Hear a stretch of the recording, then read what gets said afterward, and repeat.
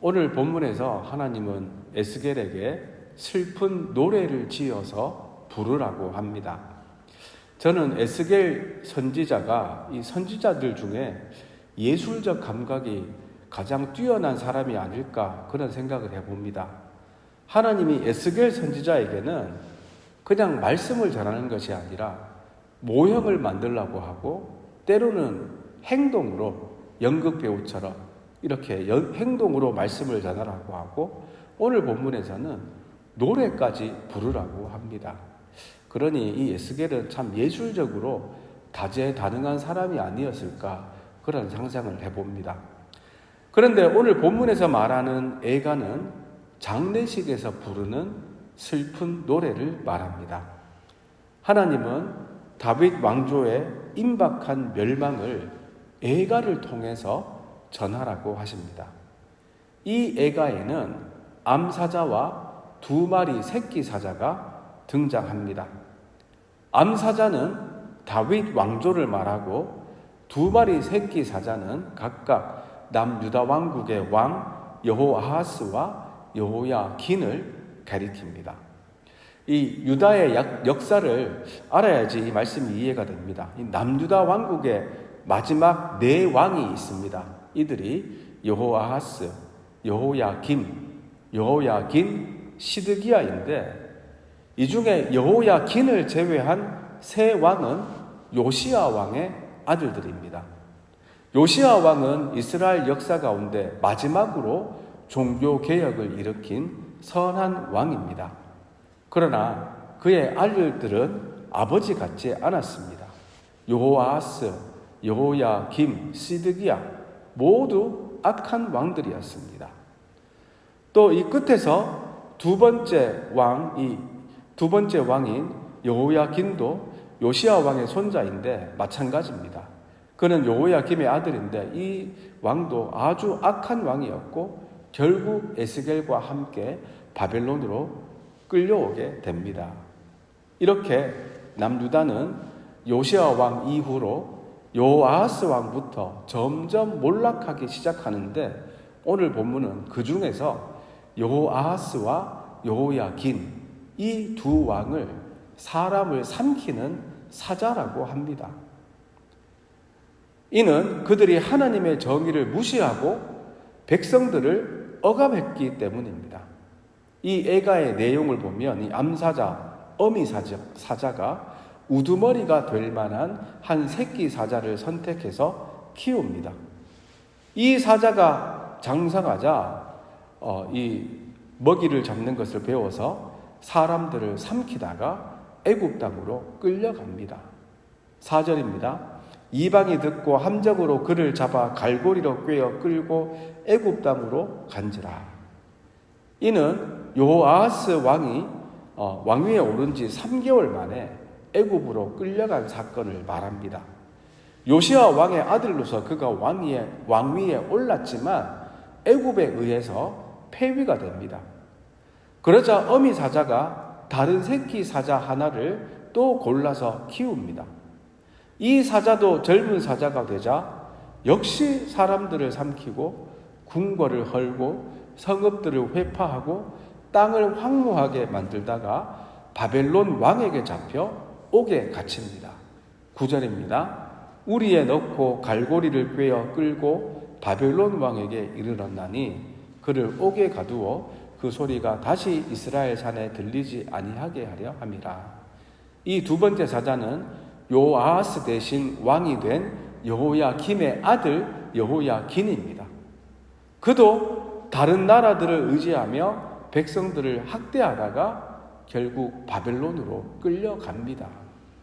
특별히 그는 그 당시 떠오르는 나라인 바벨론 제국의 반기를 들다가 끌려가게 됩니다.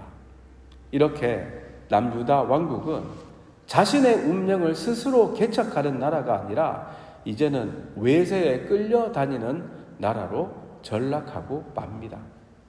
이 비극적인 역사는 영원할 것 같았던 다윗 왕조의 몰락이 임박했음을 보여줍니다. 이스라엘에 대한 하나님의 보호 약속은 그들의 순종을 전제로 하기 때문입니다. 불순종하는 자들의 안전까지 하나님이 보장하지는 않습니다. 하나님과의 약속을 신실하게 지키는 자만이 약속된 복을 누림을 믿으시기 바랍니다. 요시야 왕 이후로 이렇게 남유다 왕국의 왕들은 하나같이 하나님과의 약속은 믿지 않고 안타깝게도 눈에 보이는 것만 의존해서 판단합니다. 이는 정말 위험한 행위입니다. 눈에 보이지 않는 하나님의 뜻을 외면한 채 눈에 보이는 세상의 풍요와 힘을 의지하는 것이 죄입니다. 남유다의 왕들이 정치적으로 다급한 상황에서 하나님을 잊어버리고 강대국들을 의지하는 죄를 범했습니다. 애굽을 의지해서 바벨론을 꺾으려고 했고 바벨론을 의지해서 애굽을 꺾으려고 했지만 아무 소용이 없었습니다. 여러분, 하나님보다 더 의지하는 것이 우상입니다. 내일 일을 알 수 없는 위급한 상황에서 만물의 주권자이신 하나님을 의지하는 사람에게는 소망의 미래가 펼쳐짐을 믿으시기 바랍니다. 그러나 불완전한 세상의 힘을 의지하는 사람에게는 어두운 미래만 있을 뿐입니다. 안타깝게도 이스라엘은 계속해서 이 어두운 길을 가고 있습니다. 이어서 이 애가 후반부에는 포도나무에 관한 노래가 나옵니다. 물가에 심겨 열매가 풍성하고 가지가 무성한 포도나무처럼 하나님은 이스라엘을 선택해서 번성하게 하셨습니다. 10절입니다. 내 피의 어머니는 물가에 심겨진 포도나무 같아서 물이 많으므로 열매가 많고 가지가 무성하며 그러므로 이스라엘은 하나님의 뜻에 순종하며 살아야 했습니다. 그러나 이스라엘은 번성해지자 오히려 교만해져서 하나님의 뜻을 따르지 않습니다. 11절 말씀입니다. 그 가지들은 강하여 권세 잡은 자의 규가 될 만한데 그 하나의 키가 굵은 가지 가운데에서 높았으며 많은 가지 가운데에서 뛰어나 보이다가 여기에 높았으며 뛰어나 보이다가 이런 표현이 이스라엘의 교만을 나타냅니다. 그 결과 이스라엘은 뿌리채 뽑혀 동풍에 말라버리고 척박한 땅에 심기는 신세가 됩니다. 이는 바벨론 땅에서 포로로 살아가게 될 이스라엘의 비참한 현실을 묘사합니다. 그리고 키가 높은 또 뛰어나 보이는 한 가지는 유다의 마지막 왕 시드기야입니다. 12절에 보면 이 가지는 분노 중에 뽑혀서 땅에 던짐을 당한다고 합니다. 이 말씀대로 시드기야는 하나님의 은혜로 왕 위에 올랐지만 하나님의 뜻을 거슬러 행하다가 심판받고 그로 인해 남유다 왕국도 완전히 멸망당합니다. 하나님의 뜻을 저버리면 물가에 심긴 나무 같은 복된 삶이 아니라 메마른 땅에 심긴 나무같이 비참한 삶이 됨을 잊지 마시기 바랍니다. 요즘에는 이 틱톡 같은 짧은 영상이 아주 유행입니다. 보고 있다 보면 자기 전에 보더라도 재미가 있어서 얼마나 한없이 보게 되는지 모릅니다. 또 이 영상들이 길지 않기 때문에 하나가 끝나면 하나만 더 하다가 아주 오랫동안 시청하게 됩니다.